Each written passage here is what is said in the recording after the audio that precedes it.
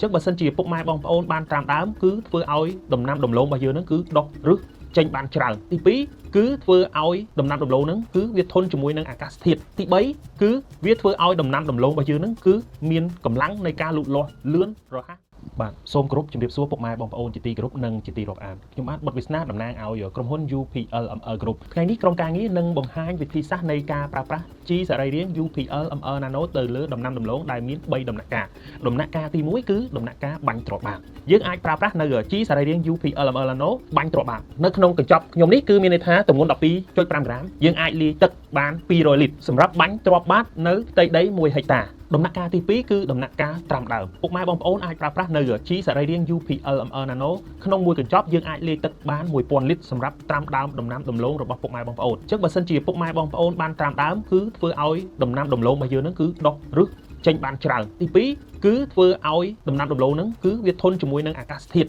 បើសិនជានៅក្នុងតំបន់ពុកម៉ែបងប្អូនអាកាសធាតុក្តៅខ្លាំងអញ្ចឹងគឺយើងបានត្រាំដើមវាធន់មួយអាកាសធាតុរហូតដល់ទៅជិត2សប្តាហ៍ទី3គឺវាធ្វើឲ្យដំណាំដំឡូងរបស់យើងហ្នឹងគឺមានកម្លាំងនៃការលូតលាស់លឿនរហ័សដែលធ្វើឲ្យជីយើងហ្នឹងទៅជ្រាបជួយចិញ្ចឹមនៃដំណាំដំឡូងរបស់យើងបានល្អ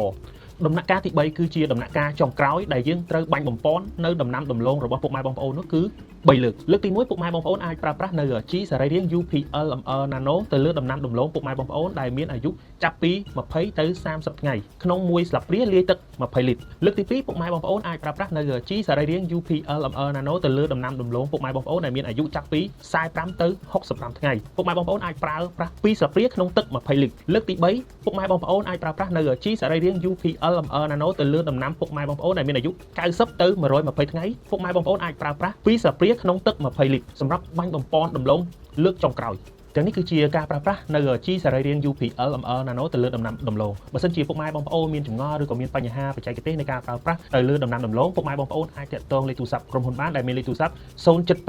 6 3ដង 9 6 3ដងខ្ញុំបាទបុត្រវាសនានិងក្រុមការងារសូមអរគុណនិងសូមជម្រាបលា